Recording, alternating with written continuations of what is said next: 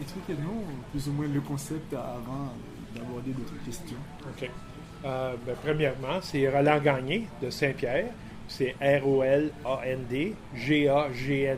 Et puis moi, je suis bénévole et président du musée de Saint-Pierre-Joli qui appartient à la cabane à sucre. Et ça fait combien d'années que vous organisez cette activité? L'année a commencé une couple d'années après qu'on avait acheté le vieux couvent. Et puis, c'était une façon de ramasser des fonds pour payer pour l'hypothèque du vieux couvent. Et puis, ça fait proche de 35 ans qu'on a le concept cabane à sucre qu'on a emprunté de la province du Québec. Qu'est-ce qui est si spécial dans l'organisation d'une telle activité?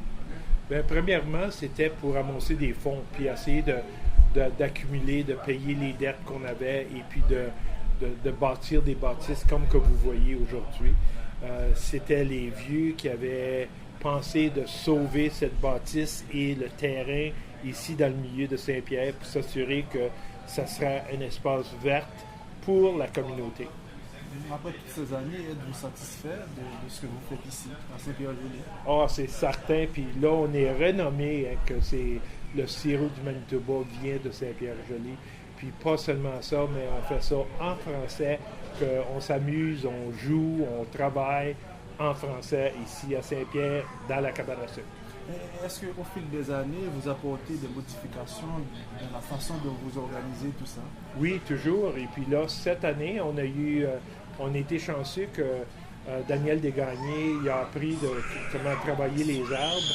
Et puis c'est lui qui est venu et puis il a suggéré qu'on essaie de faire comme qu'on fait au Québec. Et puis c'est d'aller d'arbre en arbre avec une pompe pour ramasser la sève et puis qui va nous donner une plus grosse quantité de sève qu'on n'a jamais eu auparavant.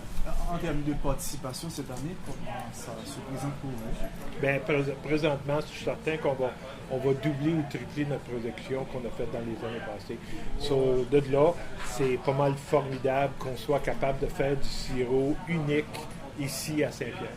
Est-ce que vous avez un feedback des participants? Demande-moi encore, excuse.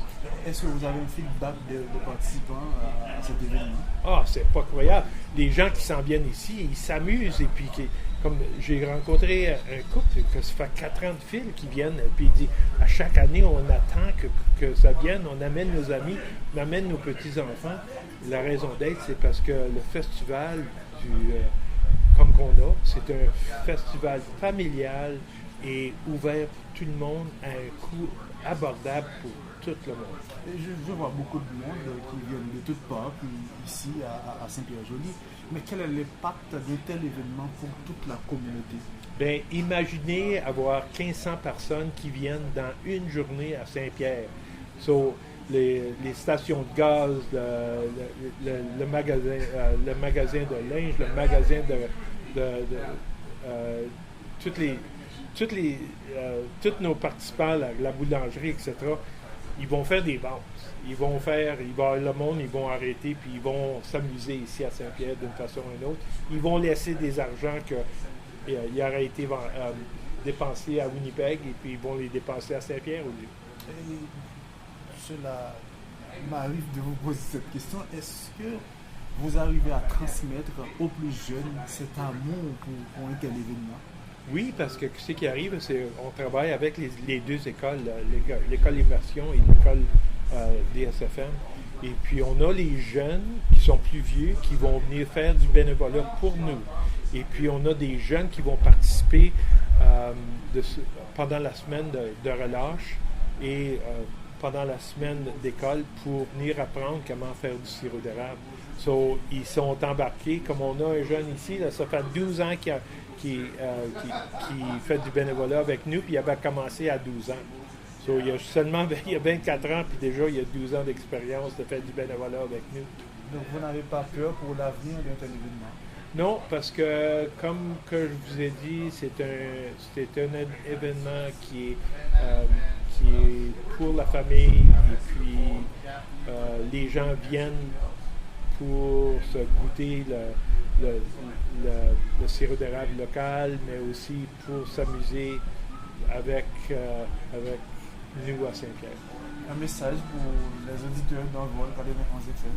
Ben, c'est certain, ça. On est tout le temps, on est tellement content que vous avez venu participer ou vous allez nous supporter d'une façon ou une autre.